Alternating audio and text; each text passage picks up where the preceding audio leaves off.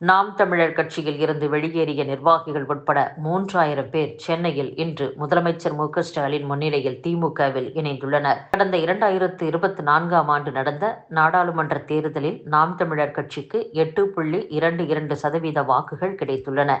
இதன் காரணமாக தேர்தல் ஆணையத்தால் அக்கட்சி அங்கீகரிக்கப்பட்டுள்ளது. கன்னியாகுமரி, கள்ளக்குறிச்சி, நாகப்பட்டினம், ஈரோடு, திருச்சி, புதுச்சேரி உள்ளிட்ட நாடாளுமன்ற தொகுதிகளில் 3ஆம் இடத்தை பிடித்தது.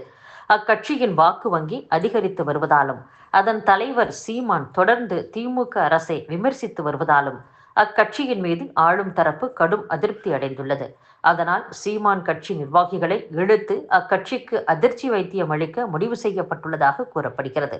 அதற்கான பொறுப்பை கட்சியின் மாணவரணி தலைவர் ராஜீவ்காந்தியிடம் துணை முதலமைச்சர் உதயநிதி ஓராண்டுக்கு முன் ஒப்படைத்திருந்ததாகவும் இன்றுடன் ஓராண்டு நிறைவு பெறுவதாகவும் அதை முன்னிட்டு 2021 சட்டசபை தேர்தலில் போட்டியிட்ட 80 வேட்பாளர்கள், நாடாளுமன்ற தேர்தலில் போட்டியிட்ட 10க்கும் மேற்பட்ட வேட்பாளர்கள், மாநில பொறுப்பாளர்கள் 37 பேர் உள்ளிட்ட நாம் தமிழர் கட்சியினர் மற்றும் பிற கட்சி நிர்வாகிகள் என 3000 பேர் திமுகவில் இணைந்தனர்.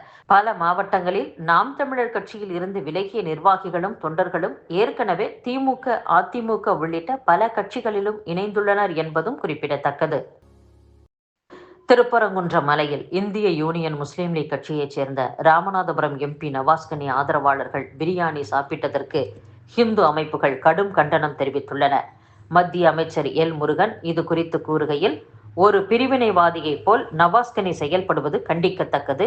ரகசிய பிரமாணம் எடுத்துக்கொண்ட எம்பி பதற்றமான பகுதியில் அதை அதிகப்படுத்துவது போல செயல்படுவதாகவே கொள்ள வேண்டும். கந்தனின் மலையை காக்க ஒன்று சேர்ந்து போராட வேண்டும் என்றும் எல். முருகன் தெரிவித்துள்ளார்.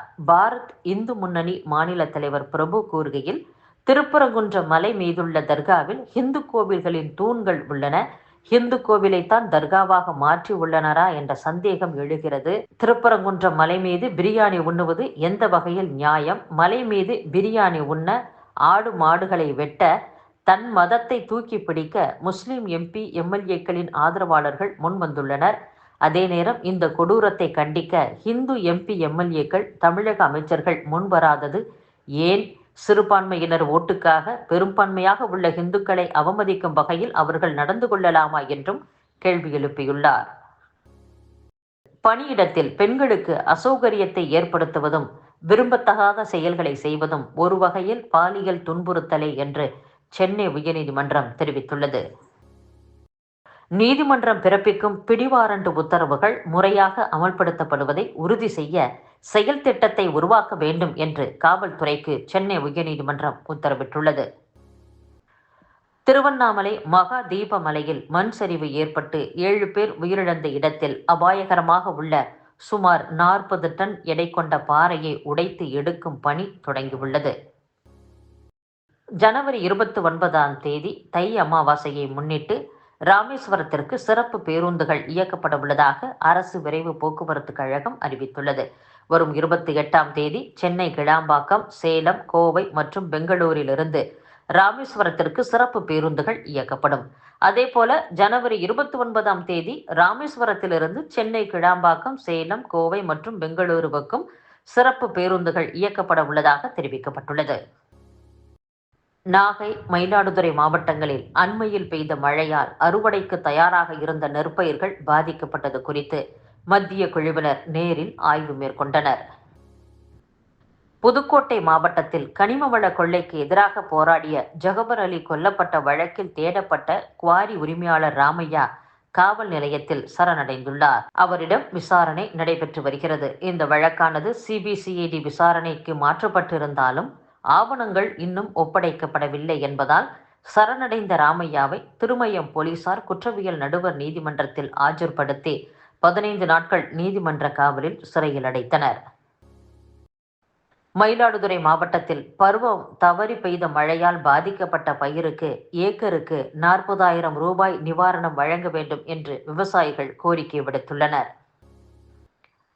அண்ணா பல்கலைக்கழக மாணவி பாலியல் வன்கொடுமை செய்யப்பட்ட வழக்கில் கைதான ஞானசேகரனுடன் தொடர்பில் இருந்த போலீசார் குறித்து சிறப்பு புலனாய்வு குழு விசாரணை நடத்தி வருகிறது. இதில் ஞானசேகரன் கைபேசி தொடர்பு எண்களில் இருந்த 6 போலீசார் குறித்தும் விசாரிக்கப்படுகிறது.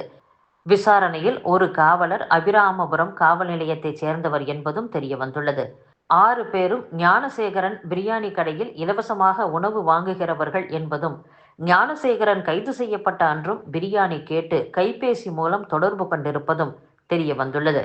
ஞானசேகரன் குற்றப்பின்னணி தெரிந்தே போலீசார் பழகினார்களா? ஞானசேகரன் பெண்களை பாலியல் வன்கொடுமை செய்வது தெரிந்தும் 2025ஆம் ஆண்டிற்கான ஆஸ்கர் விருது பரிந்துரை பட்டியலில் இந்தியாவைச் சேர்ந்த அனுஜா என்ற குறும்படம் இறுதி பட்டியலில் இடம்பெற்றுள்ளது.